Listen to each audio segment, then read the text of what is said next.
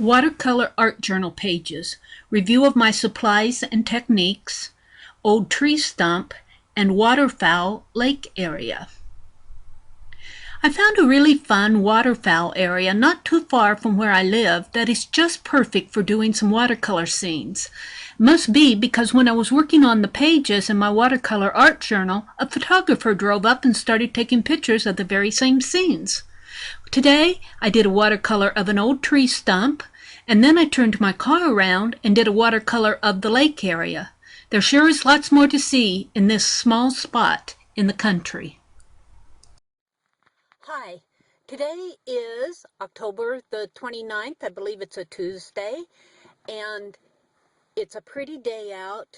It's probably about 11:20 in the morning, and I want to get some watercoloring done. And I found another little spot not far from where I live, and it is,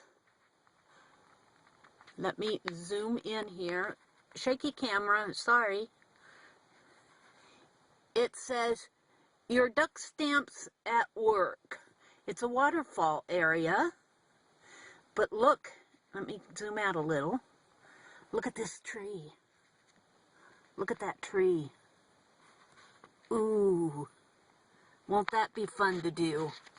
And I'm going to pan over here. The duck stamps at work. Look, there's a lake area over there. I can do a lot of scenes. I'll probably come out here more than once.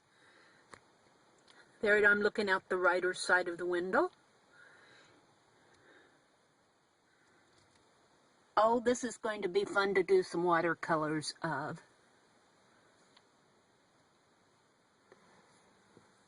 Now, there is another spot that brought me back here. Look at this over here.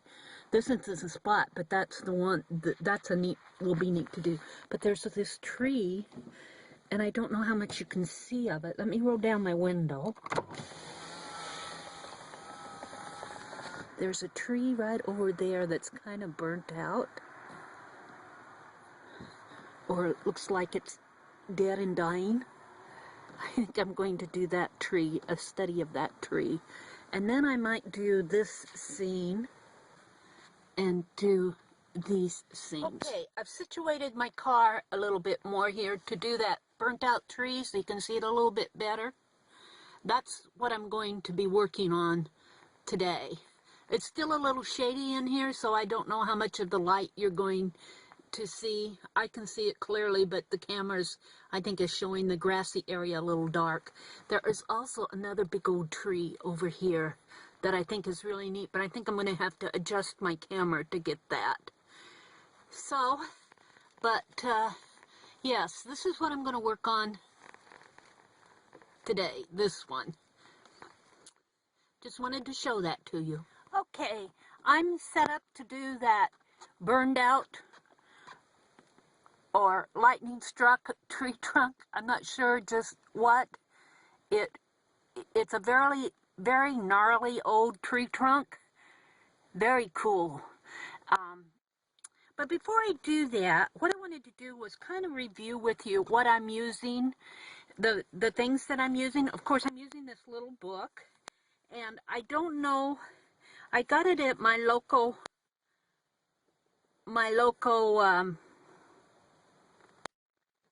art supply store, and I think it says Pentala, but I pulled the cover off of it, the advertising off of it, so I don't have a name, but I have that at home, and in the next video I'll reference it. But it is, it's not watercolor paper, it's a strong mixed media type paper. It could be watercolor, but it doesn't feel like watercolor to me. But I noticed it does have a pocket in the back. I haven't made use of that pocket. I guess you could put your pens in there if you wanted to. It has a little pen holder here. Oh, here it is. Pentalic. Pentalic. It's a sketchbook, but the paper is thick enough to hold my watercolors. And it's a sewn.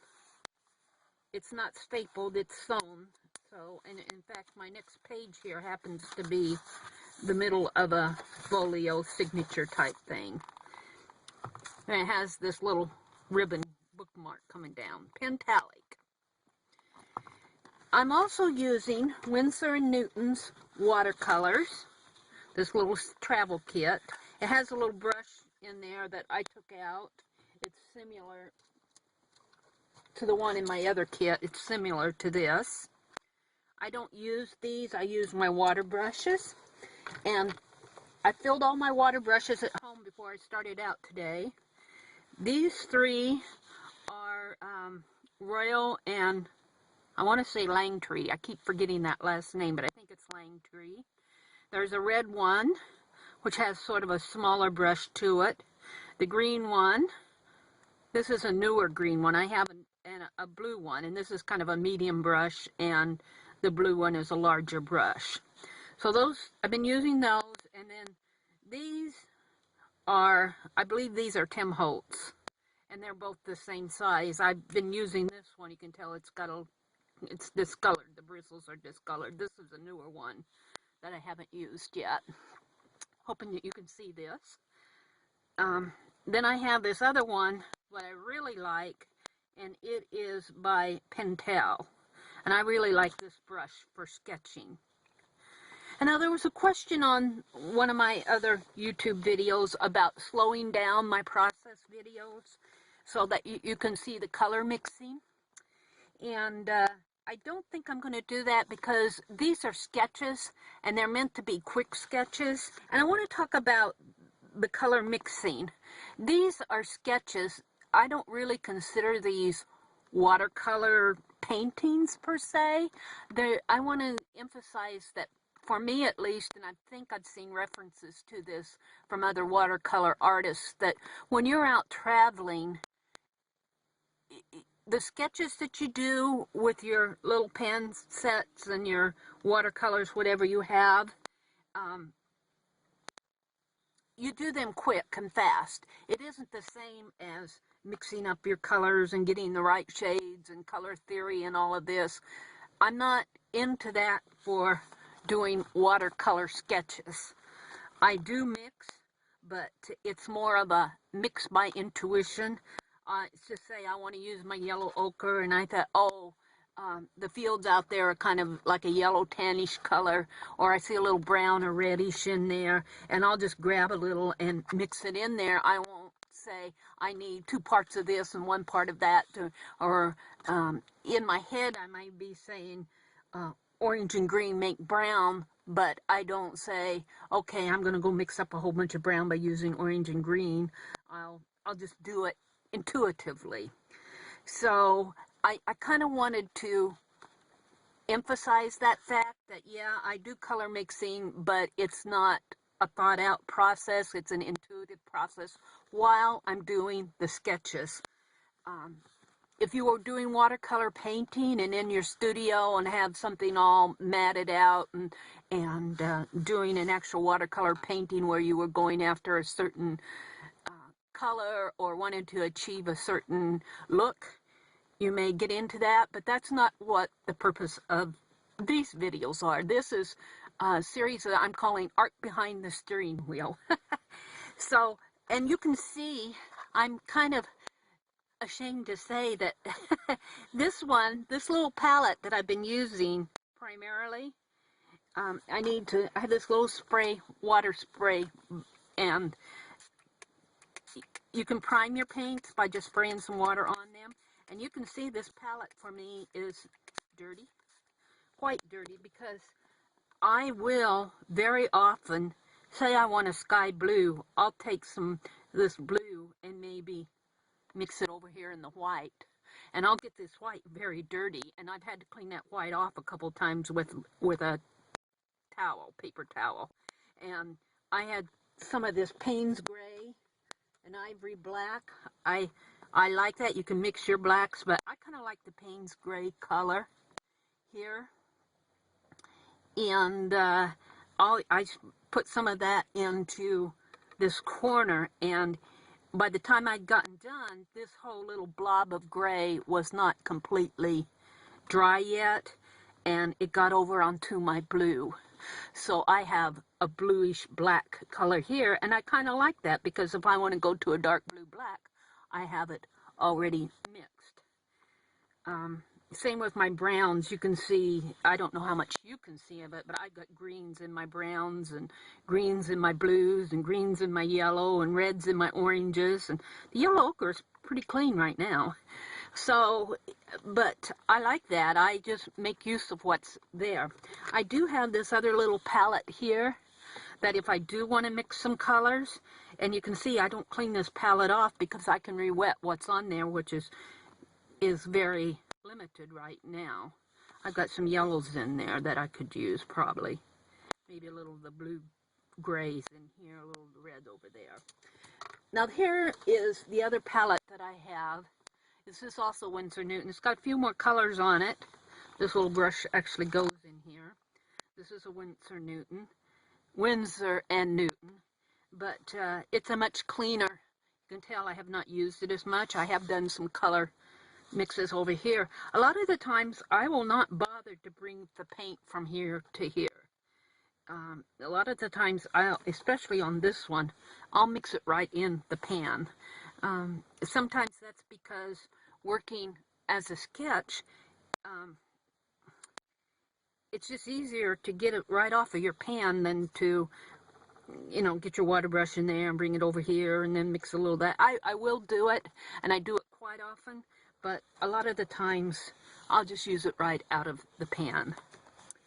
So I kind of wanted to go over that.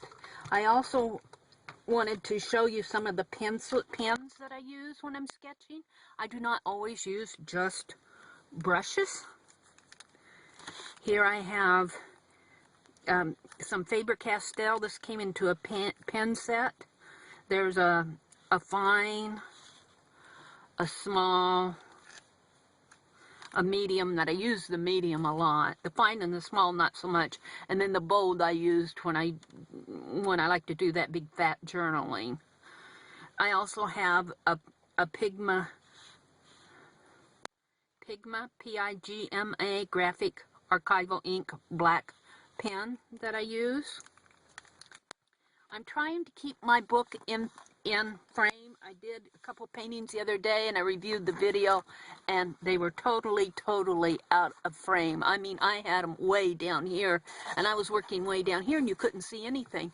So I'm going to try to sit up closer to my steering wheel and actually work so it's in frame, and I might turn the camera a little bit more too. So if I can get a sense of where I have to keep my book, maybe up closer to the little horn here, and the bottom resting on the bottom of the steering wheel and over to the side. I think if I can keep that reference, you'll see what I'm doing. Now I'm going to do my first one on the right hand side. I'm getting toward the middle of the book, so I'm getting more pages on this side. It's harder to paint on this side because this side it has more bulk, and this tends to want to tip for me, and but as I get toward the middle, I think that I'll have an easier time working over here. But for today, I'm going to start over here.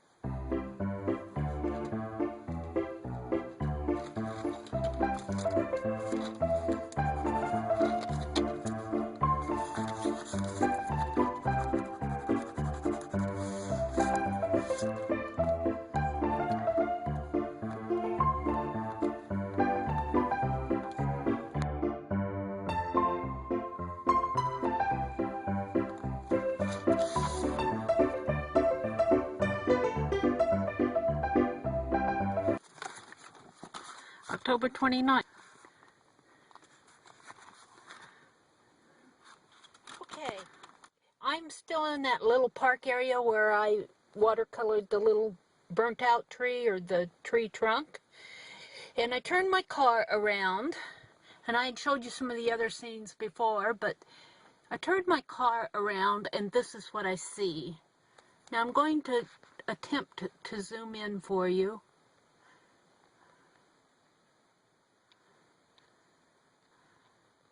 I like this area right here, maybe back a little to where I get that tree in there.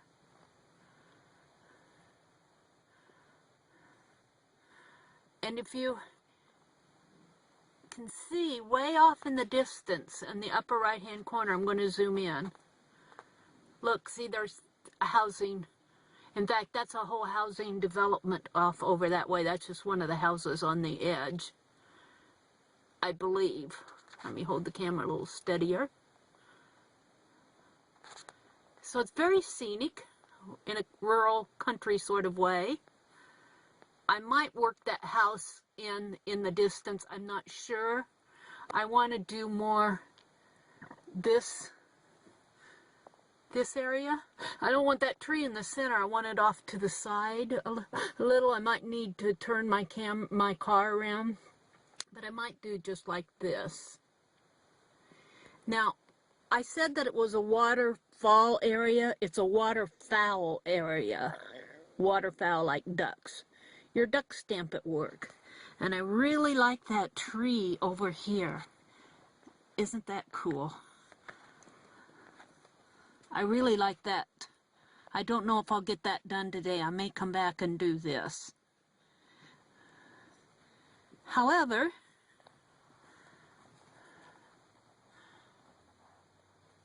this is what I'm going to work on next. Now, you'll see my rear view mirror, but there's another area off over there, and there's some neat milkweed pods. Let's zoom in a little bit more here. See those milkweed pods there? Right there? You're not supposed to pick them because Wisconsin is really good for preserving sanctuaries for like the monarch butterflies and the waterfowls and the natural grasses and everything. I'd love to have one to do as a still life, as a study, but I'm not about to go out and pick it. I don't want to break the law. So this is what I'm going to work on next. So let's get to it.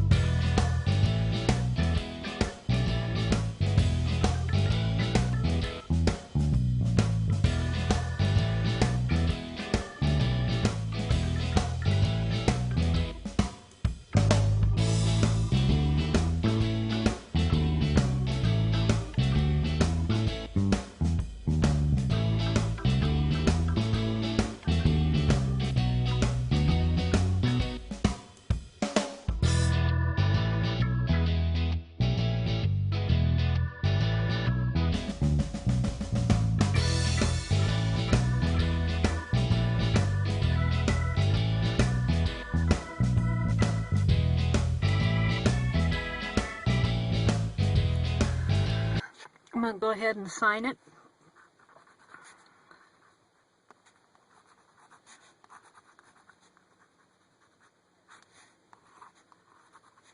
October 29, 2013. Okay.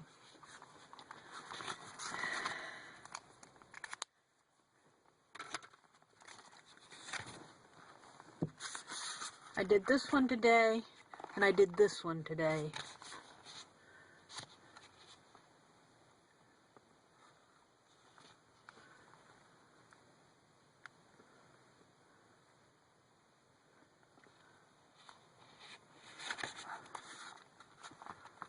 Well, let's flip over here. This is the bridge from the other day in Indian State Park. The pumpkin tree, the red barns, the dairy barn,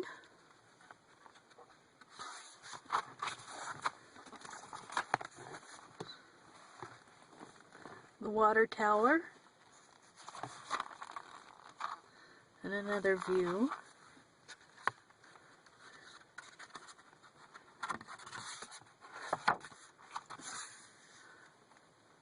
The tractor, another farm,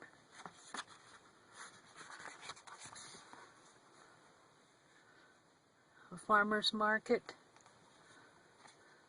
the depot,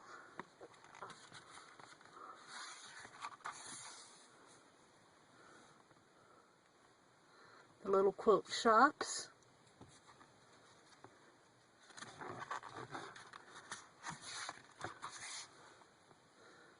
the mall area, a little church, and trees.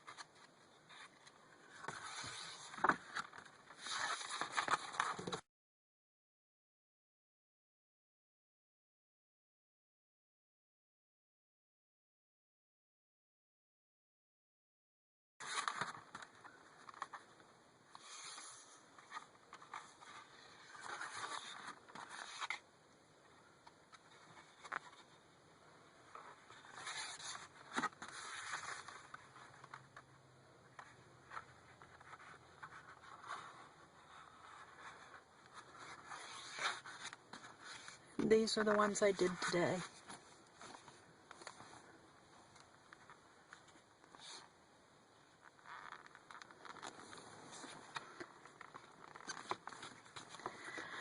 I hope you've enjoyed watching me do these, and I'll be back on the next page.